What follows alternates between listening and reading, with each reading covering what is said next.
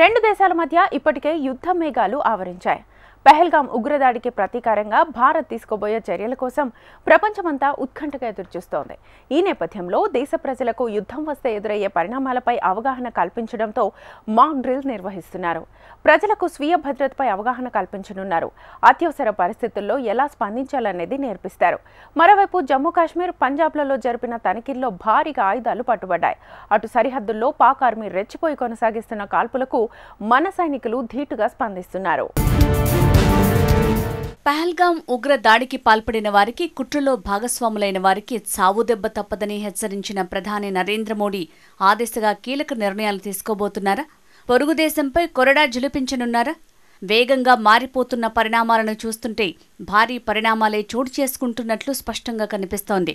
భారత్, పాకిస్తాన్ల మధ్య తీవ్ర ఉద్రిక్తతలు నెలకొన్న నేపథ్యంలో కేంద్ర ప్రభుత్వం రాష్ట్రాలను అప్రమత్తం చేసింది. అన్ని రాష్ట్రాల్లో యుద్ధ అప్రమత్తతకు కేంద్రం పిలుపునివ్వటం దీనికి బలాన్ని చేకూరుస్తోంది. గగనతల దాడుల గురించి హెచ్చరించే సైరన్ల వ్యవస్థ పనిచేసేలా చూడాలని, ఇతరత్రా స్వీయ రక్షణపై ప్రజలకు అవగాహన కల్పించాలని ఆదేశించింది. అత్యవసర సమయాల్లో ఎలా స్పందించాలనే దానిపై పౌరుల్ని సమాయత్తం చేసేందుకు బుధవారం మాక్ డ్రిల్ నిర్వహించాలని కోరింది. అధికారులతో పాటు సివిల్ డిఫెన్స్ వార్డెన్లు, వాలంటీర్లు, హోంగార్డులు, ఎన్సీసీ, ఎన్ఎస్ఎస్, నెహ్రూ యువ కేంద్రాలు, కళాశాలలు, పాఠశాలల విద్యార్థులను దీనిలో భాగస్వాములను చేయనున్నారు. శత్రు దాడి జరిగినప్పుడు స్వీయ రక్షణతో పాటు విద్యార్థులు, యువకులు ఎలా స్పందించాలో అవగాహన కల్పించాలని హోంశాఖ తెలిపింది. పాకిస్తాన్పై భారత్ ప్రతీకార దాడులు చేయొచ్చనే అంచనాలు నెలకొన్న తరుణంలో హోంశాఖ ముందుగానే రాష్ట్రాలను సిద్ధం చేస్తున్నట్లు కనబడుతోంది. హాట్లైన్, రేడియో కమ్యూనికేషన్లో పనిచేసేలా చూసుకోవాలని, కంట్రోల్ రూమ్ల పనితీరును సమీక్షించుకోవాలని కూడా ఆదేశించడం గమనార్హం. వైమానిక దాడులు జరిగితే ఎలా వ్యవహరించాలి, ప్రజలు ఆందోళనకు గురికాకుండా వారికి ఎలాంటి సూచనలు చేయాలి, సైరన్ ఇచ్చి ఎలా అప్రమత్తం చేయాలి అనే అంశంపై మాక్ డ్రిల్ చేయాలని పేర్కొంది. కీలకమైన కర్మాగారాలు, ఇతర వ్యవస్థల్ని బయటికి కనిపించనివ్వకుండా చేయగలగటం, హుటాహుటిన ప్రజల్ని తరలించే మార్గాలను సిద్ధం చేయడంపై ప్రణాళికల్ని తాజాపరచాలని సూచనలు చేసింది. సరికొత్త సవాళ్లు ఎదురవుతున్న తరుణంలో పౌర రక్షణ సన్నద్ధత పూర్తిస్థాయిలో ఉండాలని పేర్కొంది. బంకర్లు, కందకాలను శుభ్రపరచుకోవాలని తెలిపింది. రక్షణపరంగా ముఖ్యమైన పరిశ్రమల్ని, భవనాల్ని శత్రు దేశాలు గుర్తుపట్టకుండా మాయోపాయాలు చేయటం ఇందులో భాగమే. దాడి జరిగినప్పుడు కంగారు లేకుండా జనాన్ని తప్పించడంపై రిహార్సల్స్ చేస్తారు. 1971 తర్వాత ఇలాంటి డ్రిల్స్ జరగనుండటం ఇదే తొలిసారి కావటం విశేషం. అప్పుడు కూడా పాక్తో యుద్ధం నేపథ్యంలోనే ఈ చర్యలు తీసుకున్నారు. డ్రిల్స్లో భాగంగా వాయుదాడుల సైరన్లు మోగించి అప్రమత్తం చేస్తారు. ప్రజల్ని ఉన్నఫలంగా ఖాళీ చేయించి సురక్షిత ప్రాంతాలకు తరలించడం వంటి చర్యలు చేపడతారు. ఈ విషయమై ప్రస్తుతం అందుబాటులో ఉన్న ప్రణాళికల్ని తక్షణం అప్డేట్ చేసుకోవాలని కేంద్ర హోంశాఖ పేర్కొంది. దేశ రక్షణకు సంబంధించి ప్రధాని నరేంద్ర మోడీ కీలక సమీక్షలు నిర్వహించారు. పహల్గామ్ ఉగ్రదాడికి ప్రతిచర్య ఎలా ఉండాలన్నదే వాటి ఏకైక ఎజెండా అని తెలుస్తోంది. రక్షణ శాఖ కార్యదర్శి రాజేష్ కుమార్ సింగ్తో ఆయన భేటీ అయ్యారు. సైనిక సన్నద్ధతకు సంబంధించిన పలు అంశాలను అడిగి తెలుసుకున్నట్టు సమాచారం. కొద్ది రోజులుగా త్రివిధ దళాధిపతులతో ప్రధాని ఒక్కొక్కరుగా సమావేశం కావటం తెలిసిందే. పహల్గామ్కు బదులు తీర్చుకునే పూర్తి బాధ్యతల్ని మోడీ వారికి అప్పగించారు.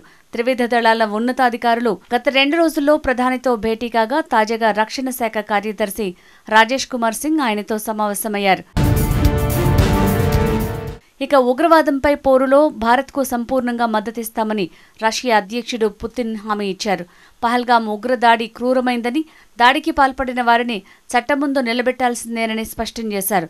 ప్రధాని నరేంద్ర మోడీతో పుతిన్ ఫోన్లో మాట్లాడారు. ఈ సందర్భంగా భారత్లో పర్యటించాలని మోడీ కోరగా పుతిన్ అంగీకరించారు. ఉగ్రవాదంపై రాజీలేని పోరాటం చేయాలని, అన్ని రూపాల్లో ఉన్న ఉగ్రవాదాన్ని తుదముట్టించాలని ఇద్దరు నేతలు అభిప్రాయపడ్డారు. ఈ ఏడాది భారత్లో నిర్వహించనున్న ద్వైపాక్షిక వార్షిక సమావేశానికి వచ్చేందుకు పుతిన్ అంగీకరించారు. తాజా పరిణామాల వేళ అమెరికా కీలక ప్రకటన చేసింది. ఉగ్రవాదానికి వ్యతిరేకంగా న్యూఢిల్లీ చేసే పోరాటానికి తాము అండగా ఉంటామని పునరుద్ఘాటించింది. ఉగ్రవాదానికి వ్యతిరేకంగా భారత్ బలంగా నిలబడాలి.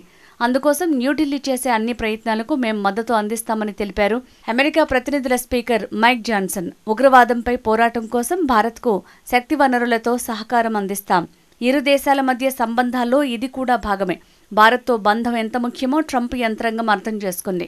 ఉగ్రవాదం నుంచి ఎదురయ్యే ముప్పు ఎలాంటిదో కూడా మాకు తెలుసని మైక్ జాన్సన్ వివరించారు. అటు జపాన్ కూడా ఉగ్రవాదంపై పోరులో భారత్కు మద్దతిచ్చింది. ఢిల్లీలో రక్షణ మంత్రి రాజ్నాథ్ సింగ్తో ఆ దేశ రక్షణ మంత్రి నకటాని భేటీ అయ్యారు. ఇండో పసిఫిక్లో చైనా సైనిక విన్యాసాలపై వారి మధ్య చర్చ జరిగింది. ఈ సందర్భంగా ఉగ్రవాదంపైన చర్చించారు. పహల్గాం ఉగ్రదాడుల్ని నకటాని ఖండించారు. ఉగ్రవాదంపై పోరాటానికి పూర్తి మద్దతు ఇస్తామని ప్రకటించారు. రక్షణ సహకారం, ప్రాంతీయ భద్రతపై వారిద్దరి మధ్య చర్చలు జరిగాయి. ఇక జమ్మూ కాశ్మీర్లోని జైళ్లపై ఉగ్ర దాడులు జరిగే ప్రమాదం ఉందంటూ నిఘా వర్గాలు ఇచ్చిన సమాచారంతో అధికారులు అప్రమత్తమయ్యారు. ఉగ్రవాదులు జైళ్లను టార్గెట్ చేసినట్టు తెలుస్తోంది. హై ప్రొఫైల్ టూరిస్టులతో పాటు గ్రౌండ్ వర్కర్లు ఉన్న జైళ్లపై ఉగ్రవాదులు దాడులకు పాల్పడే అవకాశం ఉన్నట్లు సమాచారం. ఈ మేరకు నేషనల్ ఇన్వెస్టిగేషన్ ఏజెన్సీ హెచ్చరికలు జారీ చేసింది. ఉగ్ర దాడి జరిగే అవకాశం ఉన్న జైళ్లలో Srinagar central jail, Kot Bhalwal jail, Jammu jail ఉన్నాయి. ఇండియన్ ఆర్మీ వెహికల్స్పై దాడికి పాల్పడ్డ కేసులో అరెస్టైన నిసార్, ముస్తక్లను నేషనల్ ఇన్వెస్టిగేషన్ ఏజెన్సీ విచారించింది. విచారణ సందర్భంగా వారు జైళ్లపై ఉగ్ర కుట్ర గురించి బయటపెట్టినట్టు తెలుస్తోంది.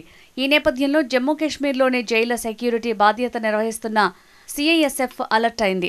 మరోవైపు పాకిస్తాన్ ఆర్మీ దుష్ట బుద్ధి మార్చుకోవటం లేదు. పహల్గాం ఉగ్రదాడి తర్వాత కాల్పుల విరమణ ఒప్పందాన్ని ఉల్లంఘిస్తున్న పాకిస్తాన్ సరిహద్దులో కవ్వింపులు కొనసాగిస్తూనే ఉంది.